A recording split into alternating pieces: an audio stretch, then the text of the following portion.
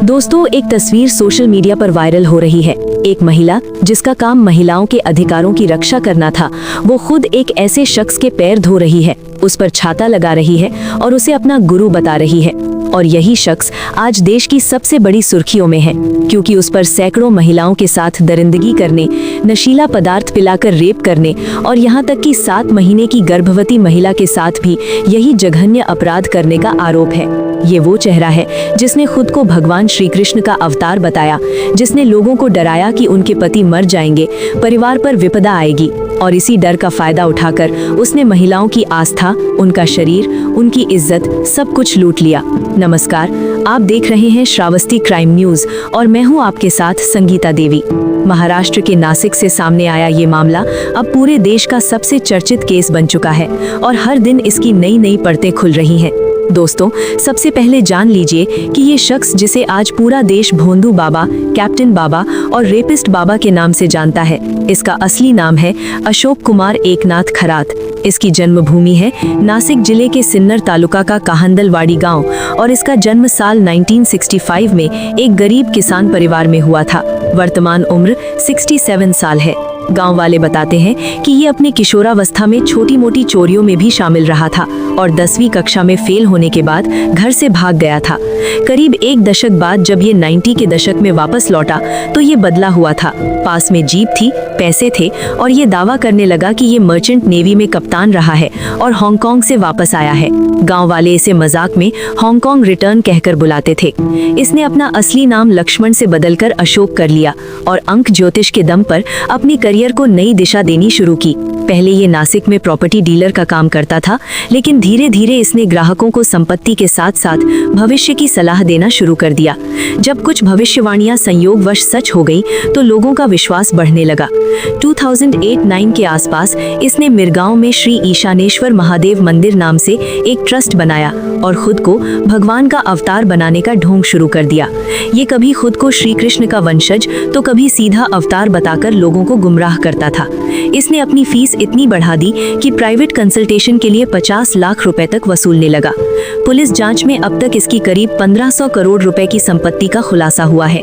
जांच में सामने आई संपत्तियों में नासिक के मिरगांव में 45 एकड़ जमीन और 13 करोड़ का बेसॉल्ट पत्थरों वाला फार्म हाउस, पनवेल में जमीन, पुणे में फ्लैट, शिरडी में करोड़ों की संपत्ति, नासिक के कनाडा कॉर्नर में 180 वर्ग फुट का ऑफिस और सिन्नर में एक मैरिज हॉल शामिल है।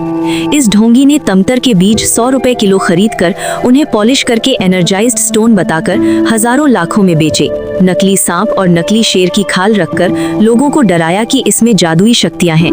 यही वो शख्स है जिसने 15 सालों में अपने पाखंड के दम पर इतना बड़ा साम्राज्य खड़ा कर लिया कि राज्य के मुख्यमंत्री, केंद्रीय मंत्री, विधायक, अफसर सब इसके दरबार में हाजिरी लगाने लगे। दोस्तों, अब बात करते हैं इस केस के सबसे सनसनीखेज पहलू की, सियासी नेटवर्क की। ये अशोक खरात सिर्फ कोई साधारण ठग नहीं था, इसने अपने जाल में बड़े बड़े नेताओं और अफसरों को फंसाया था। जांच में सामने आया है कि इसके संपर्क में एकनाथ शिंदे जैसे बड़े नेता थे, जो नवंबर 2022 में अपनी पत्नी लता शिंदे और मंत्री राधा कृष्ण विखे पाटिल, दीपक केसरकर के साथ इसके मंदिर पहुंचे थे। शिंदे ने उस समय कहा था, मुझे किसी ज्योतिषी को हाथ दिखाने की जरूरत नहीं है, लेकिन उनका वहां जाना काफी चर्चा में रहा।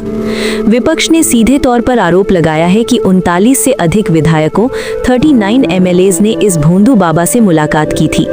शिवसेना यूबीटी के सांसद संजय राउत ने सीधा दावा किया कि खरात के पीछे 40 विधायक हैं, ये सरकारी आदमी हैं। यहाँ तक कि सुनील तटकरे और दीपक केसरकर जैसे वरिष्ठ नेता भी इसके भक्तों की सूची में शामिल बताए जा रहे हैं। केसरकर ने खुद बचाव करते हुए कहा कि लगभग 39 विधायक खरात से मिले थे, सिर्फ मुझे ही निशाना क्यों बनाया जा रहा है। अब सवाल उठता है कि ये पहुंच कहां तक थी।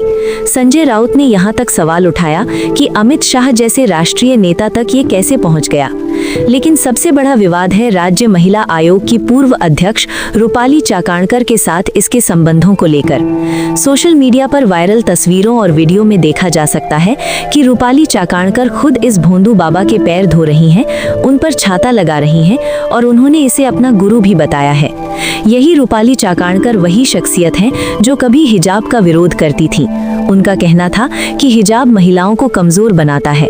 लेकिन आज देखिए, जिस महिला महिला ने हिजाब पहनने वाली बहनों पर बवाल किया था, जिसने उन पर आरोप लगाए थे कि वे कट्टरपंथी हैं, आज वही महिला एक ऐसे शख्स के पैर धो रही है जिस पर सैकड़ों महिलाओं के साथ दरिंदगी करने, नशीला पदार्थ पिलाकर रेप करने का आरोप है।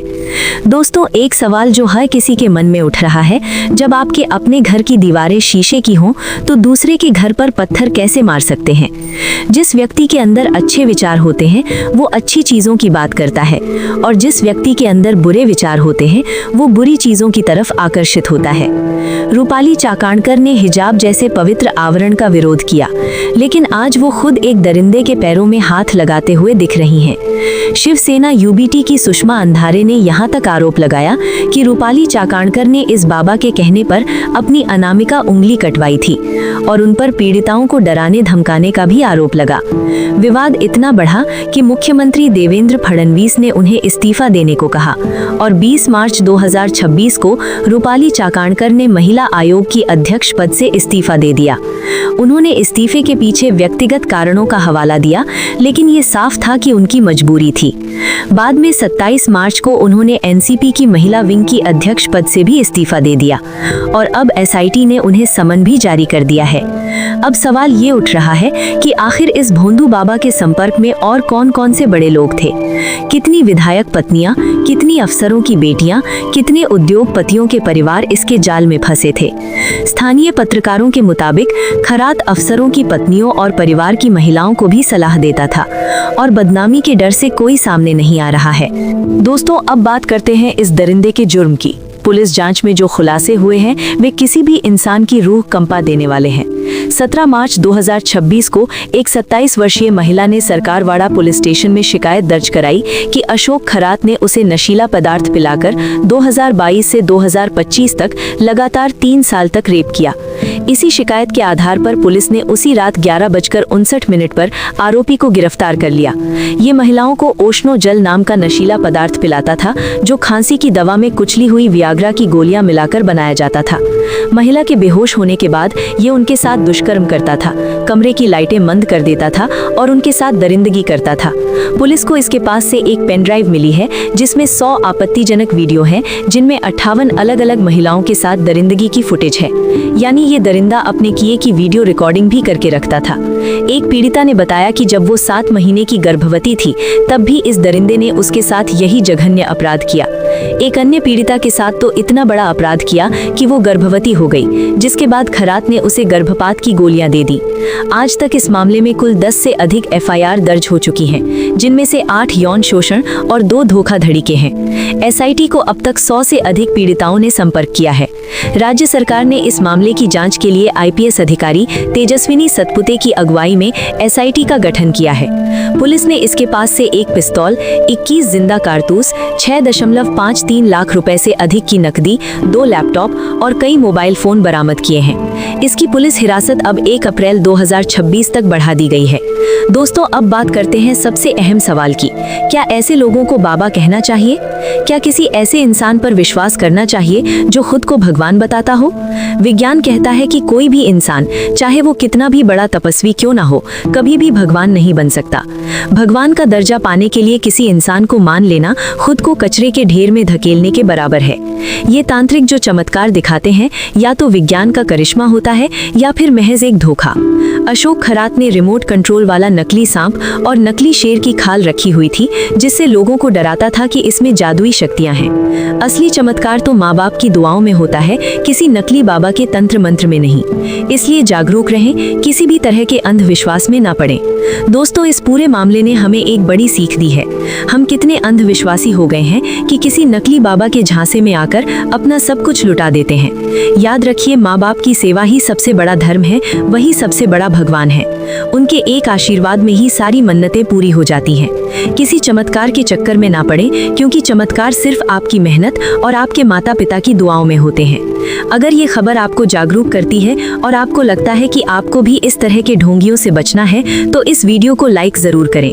कमेंट में बताएं कि आप इस दरिंदे के लिए क्या सजा चाहते हैं। श्रावस्ती क्राइम न्यूज को सब्सक्राइब करें और हमारे फेसबुक पेज को फॉलो करना ना भूलें। इस खबर को ज्यादा से ज्यादा शेयर करें ताकि आपके परिवार और दोस्त भी ऐसे दरिंदों और ढोंगियों से बच सकें। यही हमारी आपसे विनती है। कैमरामैन किस्मत अली के साथ मैं संगीता देवी श्रावस्ती क्राइम न्यूज पर आपको सचेत करते हुए गर्व का अनुभव कर रही हूँ। जय हिंद।